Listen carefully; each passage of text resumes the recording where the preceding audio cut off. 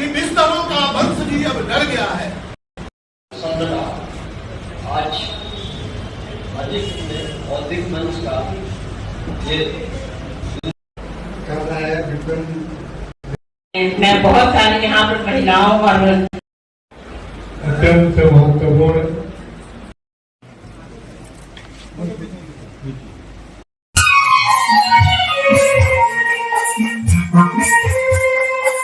नमस्कार। दूसरी पिक्चर में जानते हैं वैशाली जिला के मुख्यालय हाजीपुर में बौद्धिक मंच द्वारा पेंशनर भवन में 11 सितंबर को संरक्षक विपिन विप्लवी के स्वजन से भव्य रजत जयंती समारोह का आयोजन हुआ। समारोह में पूर्व केंद्रीय मंत्री दशई चौधरी, बिहार हिंदी साहित्य संस्थान के अध्यक्ष डॉक्टर अनिल सुलभ, रांची के लेखक व पूर्व प्रोफेसर राम भगवान सिंह, समाज सेवी मृत्युंजय कुमार पटना, महिला प्रभारी पटना अनीता पटेल के अलावे अन्य जिला से आए बुद्धिजीवियों ने समारोह को संबोधित करते हुए कहा, आज भी लघु पत्रिकाओं का महत्व कम नहीं है। मौके पर मंच संरक्षक के जन्मदिन पर शुभकामनाएं भी दिया गया। जिले के से आए छात्र छात्राओं को अच्छे लेखन के लिए पुरस्कृत भी किया गया। आगे देखते हैं कार्यक्रम की मुख्य झलकियां। तो इस बार हम लोगों ने इसको भी आवश्यक चीजें दी हैं, संक्षेप में ही सभी, और जीवन के हर पहलू से जुटे हुए कुछ समस्याएं जो आपके मस्तिष्क में उठेंगी उसका इसमें जवाब मिल जाएगा। और इसमें बड़ी खुशी यह भी हो रही है कि आज इस पत्रिका के लिए शुभकामना के 2 शब्द देने वाले महान साहित्यकार राज्य के अनिल सुलभ जी यहाँ उपस्थित हैं। इन्होंने जो शुभकामना भेजी है, इससे इस मंच का और बौद्धिक मंच समाज के लोगों का बहुत प्रोत्साहन मिला है। और मैं समझता हूँ जो आपके निर्देशन में कुछ आगे भी यह पत्रिका निकलती रहेगी। है यह तो इसके बारे में हो गया, मैं संक्षेप में ही बातें कर रहा हूँ। और इस बार यह किया गया है जो अब तक बौद्धिक मंच जो हम लोग का 20 साल 25 साल से निकलता रहा, उसमें आवश्यक क्या क्या टॉपिक दिया गया पूरी दे दिया गया है। आप सब नगर से देखेंगे तो इम्पोर्टेंट जो महत्वपूर्ण आलेख कविताएं वगैरह आई उसका भी सूची है, जिसे कम से कम सूची को आप जान लीजिएगा। लेकिन से भाई वो पत्रिका है, मालिका है, क्या क्या होता है इसमें, उससे कंपल्सरी नहीं, आपने इसको बिल्कुल इस तरह का एक आइडिया हो जाएगा क्या पता है कि ये एक स्तरीय चीज है जो वो बहुत बड़ी बड़ी पत्रिकाओं को देख करता ही इनका।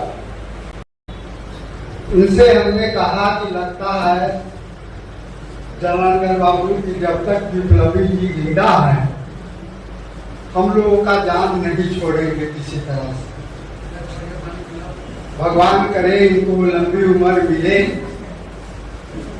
ताकि हम लोगों को भी ऐसे कार्यक्रमों में भागीदारी लेने का मौका मिले। विप्लवी जी का 92वां जन्मोत्सव है या 92 वर्ष का कोई व्यक्ति हमारे पास में बैठा खड़ा होकर के उच्च स्वर में, ओजस्वी स्वर में बातें कह रहा है, तो हम सबको जीवन के प्रति एक गहरी आस्था होनी चाहिए। 92 वर्ष का कोई व्यक्ति एवज के साथ हमारे साथ बात कर सकता है, तो जिजीविषा, इसके लिए हमारे भारतीय वाङ्मय में कहा गया जीवेम सर्वम सदा, तो 100 वर्ष जीने की का जो आह्वान है, जो मंगल भाव है, एक शाश्वत चिंतन है भारतीय दर्शन। मैं आशा करता हूँ और मंगल कामना करता हूँ विप्लवी जी अपना 100 वर्ष पूरा करें। और जिस तरह से हम ये कह रहे थे, हम इनका शताब्दी जन्मोत्सव मनाएं और उनको अभिनंदन ग्रंथ समर्पित करें। तो जयंती उत्सव हो रहा है, इससे भी पत्रिका और पत्रिका परिवार बहुत गंभीरता से बधाई और शुभकामनाएं। लघु पत्रिकाएं भारत वर्ष की बाद यात्रा की रीढ़ रही और आज भी इनका मूल्य बड़े समाचार पत्रों या बड़े प्रकाशन समूहों से ऊपर है। वो इसलिए है जो बातें बड़े अखबारों से, बड़ी पत्रिकाओं से छूट जाती, वो चाहे राग अथवा द्वेष की भावना से हो या कोई भी अन्य कारण के हो, ये जो छोटी पत्रिकाएं हैं जो विभिन्न स्थलों से निकलती हैं, प्रकाशित होती हैं, वो स्थानीय विषयों और संदर्भों को, समस्याओं को, चिंतन को, विचारों को वो स्थान दे पाते। और हम लोगों के बीच ये धारणा रही है कि सबसे पहले वो ताकत की विजय होती है जिसको कहते हैं माइट इज राइट, जिसकी लाठी उठती है। एक जमाना हो रहा है। फिर लोगों ने कहा कि इतना ही नहीं बल्कि धन सबसे ऊपर है, जिसके पास धन है वो कुछ भी कर सकता है। उसके बाद और हम आगे बढ़े, बुद्धि और आगे बढ़ी और उसके बाद विज्ञान आया, उसके आगे टेक्नोलॉजी आई और अभी हम जिस स्टेज में हैं वो टेक्नोलॉजी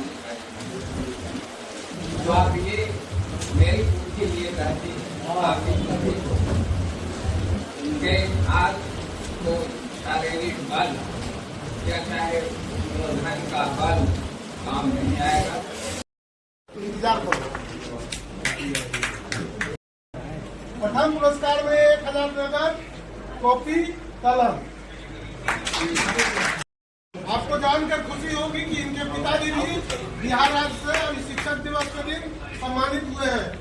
हमारी SS girls high school, Sindhi Kumari RK high,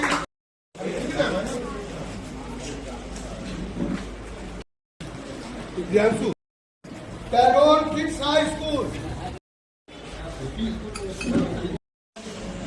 Ankita Kumari, हमारे बुजुर्ग अभिभावक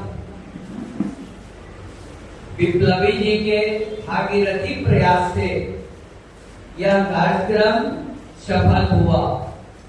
इसके इस उम्र के पड़ाव में भी उम्र को दराज में रखते हुए और तब जन जागरण के लिए सतत लगे रहते हैं, ऐसे महापुरुष जो हमारे सामने है और उनका जन्मदिन भी है। इस पर जो प्रार्थना है कि ये बस आनंद रहे।